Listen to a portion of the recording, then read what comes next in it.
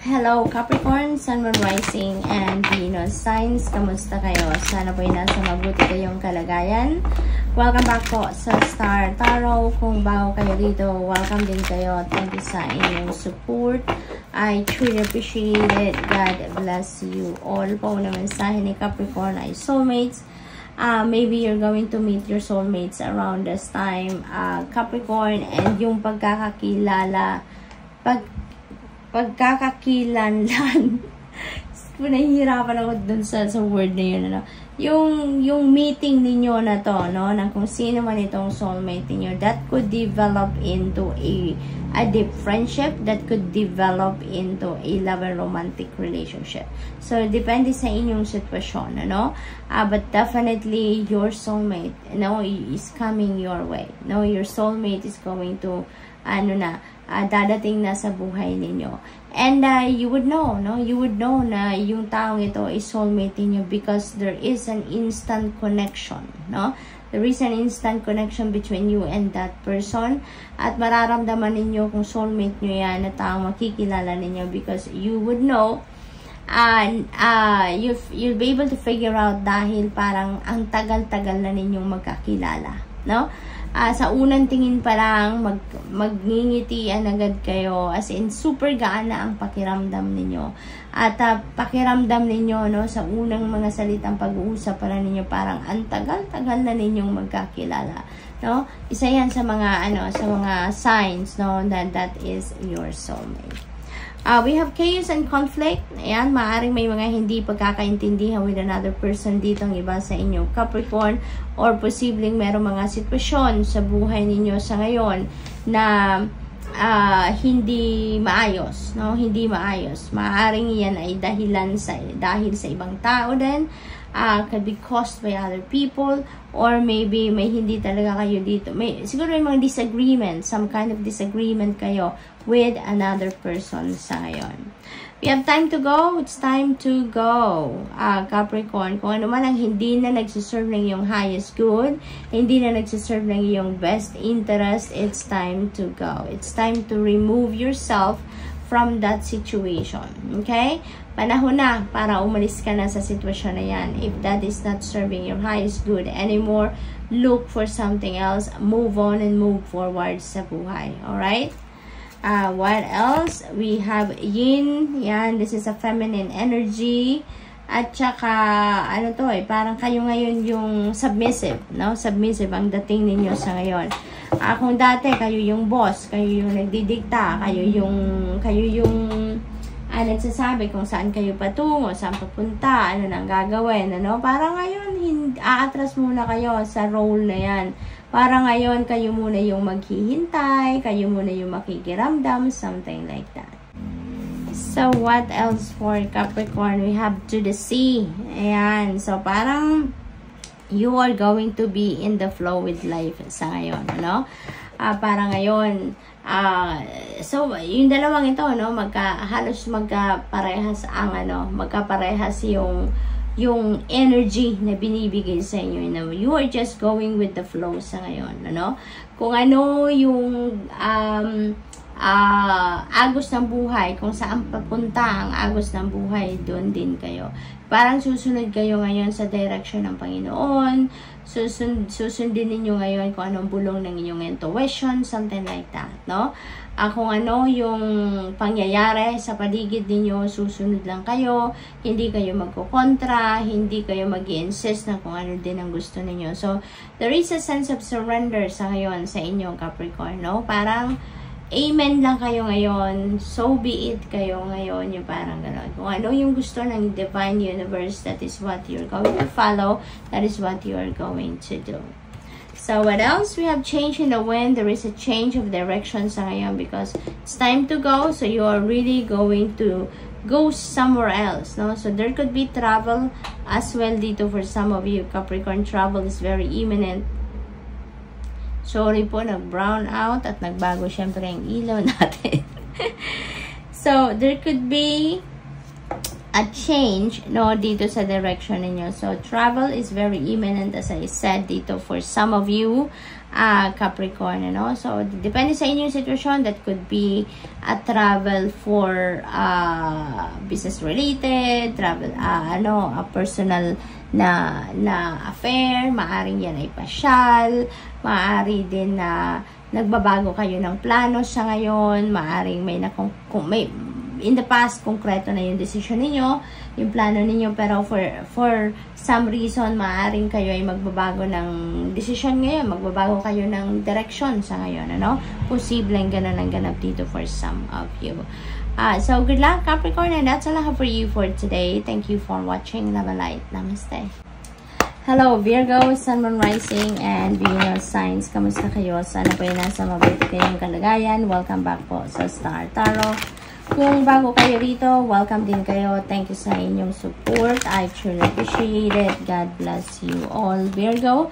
Ano mensahe ninyo? Higher power. Ayan. So, downloads are continue to come in. Dito, there is a free flowing of information coming your way, Virgo. Kaya, importanteng pakinggan po ninyo ito. No? Follow what your intuition is telling you dahil that is helping you on how you're going to navigate your situation sa ngayon. Okay? What else? We have truth be told. Ayan. So, you're going to be authentic na sa ngayon sa sarili ninyo. Parang matatanggal na sa sarili ninyo ngayon ang pag-procrastinate, ang pagiging shy, no? Maaring gano'n ang sitwasyon dito. And you are going to express yourself. You are going to put your thoughts and ano na, mga nararamdaman ninyo, no, into words, at magsisimula na kayo maging totoo ngayon sa pag-express ng kung ano man ang inyong nararamdaman. We have to the sea. There is a surrender energy dito for you, Virgo. Maaring talagang makikinig kayo sa inyong intuition sa ngayon, and you are going to follow, no, the destiny. You're just going to allow the destiny to unfold, no, kung ano mga bagay na dapat mangyayari. Yung susunod lang kayo sa agos ng buhay, something like that, no? So that is really good. What else? We have time for nap. Ayan, Virgo, time for nap. Siguro pagod kayo lagi. Siguro hindi kayo nagkakaroon ng enough time to sleep, enough time to rest, no? Maaring ganun ang ganap. Kaya pagod kayo, no? Maybe this is physical, mental, emotional, and spiritual exhaustion na nararanasan ninyo, Virgo. Kaya you really need to take a step back. Kaya you really need to take a time out sa kung ano man ang inyong pinagkakabisihan at magpahinga kayo. Give yourself time to replenish, okay? Para nang sa gayon, makabalik kayo doon sa balanse, makabalik kayo sa inyong core, makapagpahinga, makapag-relax, makapag-rejuvenate, and recharge kayo. And that is what you really need right now, okay? Ang iba sa inyo, nap time lang talaga ang kailangan, no? Ang iba siguro sa inyo din, enough amount of time para yung quality sleep, magkaroon naman kayo ng quality sleep, okay? We have serendipity. Holy moly, napakaganda mga pangyayari ang magaganap dito, mga bagay na hindi ninyo inaasahan na talagang mangyayari at siswertehin kayo, no? Yung parang gugulatin kayo dito ng swerte, which is really beautiful, Virgo. I-align nyo na ang inyong sarili with this energy, no? Dahil ito na yung swerteng hindi ninyo inaasahan. There could be miraculous events na mangyayari sa buhay ninyo dito na talagang mapapatanon kayo sa tuwa. Dahil this is serendipity, guys. This is serendipity. This is really awesome. Magiging masayang-masaya kayo dito, no? Magiging masayang-masaya kayo. Ang swerte ninyo, hindi ninyo, alam mo yun, yung gugulatin na lang kayo ng swerte, diba? That is really awesome. Change in the wind. There is a change happening dito sa buhay ninyo. Maraming pagbabago maaring mangyari. This could be, this could involve travel as well for some of you, Virgo. Maaring magta-travel kayo somewhere. There could be a change of place of residence, a change of work, ano, or workplace. Maaaring mag-change kayo ng employer, something like that. Maglilipat bahay, posibleng ganun din ang ganap. Posible din na meron na kayo ditong konkretong plano, no? And maybe that will be pushed on the side dahil maaaring may bagong idea, may bagong perspective kayo dito na nakuha. So that's why there is going to be some changes as well, no? We have clean it up. Ayan. Time to purge. Time to release. Time to let go of something dito sa buhay ninyo, Virgo. Anything and everything that doesn't serve your highest good, that doesn't serve your best interest, it's time to let them go. Ayan. Clean up your life. Clean up your thoughts, your feelings, your emotions. Clean up your energy field. No? Panahon na para linisin na ang mga bagay, ang buhay ninyo. Kung ano man ang mga hindi na naghahatid ng positive energy sa inyo, it's time to let them go. Okay? Tanggalin na yan sa buhay ninyo. We have regeneration. Ayan. So, you are up for change talaga, Virgo. Regeneration is about renewal. It's about transformation, pagbabago, massive transformation na maaaring mangyayari dito sa buhay ninyo. Virgo, kaya naman meron tayong higher power. Binibigyan kayo dito ng gabay, divine guidance ng Panginoon. It's because there is going to be a lot of changes, a lot of movement na mangyayari sa buhay ninyo sa ngayon. Maraming pagbabago, maraming changes. May lilinisin kayo, may aalisin kayo sa buhay ninyo. You are welcoming newness. And meron kayong mga pagbabagong gagawin sa buhay ninyo. May maraming swerteng parating. So, this is a lot of movement coming your way. Changes coming your way, Virgo. Kaya kailangan ninyo mag-nap. Time for nap so that you will be ready for all these changes. No? Para hindi kayo ma-overwhelm, hindi kayo mawindang, maging handa kayo. Physically, mentally, emotionally fit and ready kayo sa mga pagbabagong ito. Okay? So, good luck and that's all I have for you for today. Thank you for watching. Love and light. Namaste. Hello, Taurus, Sun, Moon, Rising, and Venus signs. Kamusta kayo? Sana po ay nasa mabuti kayong kalagayan. Welcome back po sa Star Tarot. Kung bago kayo dito, welcome din kayo. Thank you sa inyong support. I truly appreciate it. God bless you all. Taurus, pauna mensahe po ninyo ay truth be told. Ayan. So, this is really beautiful energy kasi you will start to become authentic sa sarili ninyo. You will start to become honest sa sarili ninyo sa ngayon. Hindi na kayo magiging shy ngayon sa sarili ninyo. Hindi na kayo magiging hindi na kayo magiging mahiyain. No? You are going to express yourself na ngayon. Kung ano yung nasa isip, nasa damdamin ninyo, you're going to express that na sa ngayon. Okay? Your authenticity will be on display na from here on. And Taurus, pasensya na po kayo ha kung meron kayo maririnig na mga ingay, construction na ingay kasi meron pong construction happening sa harap ng bahay namin. No? Saglit na lang to. So, this is thinker. Ang iba sa inyo dito, busy. Busy sa pag-iisip. Mahaba sigurong nararating ng isip ninyo. Malayo ang nararating ng isip ninyo. Maybe you're strategizing or may mga nagpaplano kayo. Maybe you're setting intentions. Maybe nag-iisip kayo siguro dito ng desisyon or solusyon sa problema, something like that, no? Basta nag-iisip kayo, nag-iisip, busy ang isip ni Taurus sa ngayon. We also have number 44, and number 44 is a double number, that is synchronicity. So I suggest please look up for the meaning of number 44 for more guidance. Pinakita din sa akin ng guides ko yung 14. So number 4, katabi niya si 44, kaya that is angel number 444. That is another synchronicity right here po. So I suggest pakitignan din po ninyo ang angel number 444 for more guidance po. Okay? So, we have poised. Yan, you know what to do. You pretty much know what to do, no? Taurus. Kaya, napakaganda. Yan din siguro yung bunga ng energy na to, na pag-iisip ninyo, pagdidiskarte ninyo, no? Ngayon, kung ano man ang pinaplano ninyong gawin, you know pretty much what to do. Alam na ninyo kung anong gagawin ninyo, paano ninyo gagawin, paano ninyo i-roll out ang inyong plano. You're very confident, you're very assertive, no? Determined kayo dito, no? Alam ninyo kung ano ang inyong gagawin. So, you are pretty much sure na pagtatagumpayan ninyo yan. You're about to meet your soulmate siguro ngayon then, Taurus, for some of you. Maybe yung soulmate na to mag-develop into a deep friendship, into a business partnership. Yung soulmate na to na makikilala ninyo kung single pa kayo, no? Maaring ito ay mauwi din sa isang lover romantic relationship, so depende sa inyong sitwasyon. Okay? What else? We have chaos and conflict. Maaring merong hindi kayo pagkakaintindihan with another person.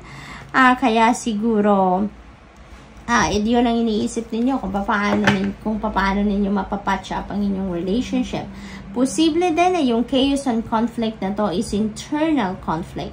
Maaring meron kayong mga bagay na pinagdidesisyonan, pinag-iisipan at nalilito kayo. Posibleng ganun din ang ganap dito, no? Kaya yung chaos and conflict na to could be internal. Maaring sa isip ninyo, sa damdamin ninyo, nalilito kayo. And there is also another synchronicity right here. We have the master number 33. I suggest please look up for the meaning of master number 33 for more guidance as well. Okay? We have deep knowing. Ayan. So, dito naman, this is inner voice, no? This is your inner voice talking. This is your soul talking. This is wisdom, no? Marami na kayong pinagdaanan sa buhay. You have experienced so much, no, sa buhay ninyo in the past. Marami na kayong mga, marami na kayong mga challenges sa buhay na napagtagumpayan, and you have learned so much in life. Kaya, iniimbitahan kayo dito na gamitin ninyo yung learnings ninyo yan, yung wisdom ninyo na yan, gamitin ninyo para masolusyonan kung ano man ang mga problema ninyo sa ngayon, magamit ninyo sa pag-navigate ng inyong sitwasyon sa ngayon. Okay? What else? We have clean it up. This is a time for purging, for clearing negativity, negative energies sa buhay ninyo. Maybe panahon din ito sa paglilinis, no, ng inyong physical space, paglilinis ng inyong isip, ng thoughts, feelings, emotions, and energy field ninyo, no? So, posible din na eto na yung panahon na mag-step back na kayo sa kung ano man ang mga bagay, sitwasyon, or even tao na hindi naman nagsiserve ng inyong highest good, and maybe you are pushing that sa ngayon, no? Nararamdaman ninyo na basura na to sa buhay ko, wala na tong pakinabang, wala nang positive energy na binibigay ito sa akin. It's time to let them go, no? So kaya you're going to take action towards that. Co-create. Ayan. So, this is a reminder for you, Taurus, na you are co-creating your reality with God. Kaya, importante na nakikinig kayo at sumusunod kayo sa divine guidance. Importante at mahalaga na susundin ninyo ang gabay ng divine universe sa inyo, because it is the divine giving you direction. It is the divine na iniilawan niya kung ano yung path na dapat mo tahakin sa ngayon, no? Siya yung nagbibigay ng direction sa atin. And we, no, tayo na mga tao na nandito sa physical realm, tayo yung sumusunod, tayo yung nag-i-execute kung ano ang binibigay na divine guidance sa atin ng divine universe. That's why we are co-creating a reality with God. Hindi lang tayo nagdadasal at hinahayaan natin ang universe na, ang Panginoon na ang gagawa ng lahat. No. Nagdadasal tayo, we are setting intentions, we are asking for help. Kaya nga we are asking for help because magkatulong tayo, 'di ba? Hindi natin inuutusan ang Panginoon na siya ang gumawa ng lahat para sa atin. Tayo din, humingi tayo ng tulong sa Kanya para ma-direct tayo kung ano ang tama, kung ano ang dapat, kung saan tayo dapat na direction pumunta, at tayo yung nag-i-execute dito sa mundo. Tayo yung gumagawa na kung ano man ang sinasabi niya. So, good luck, Taurus. That's all I have for you for today. Thank you for watching. Love and light. Namaste.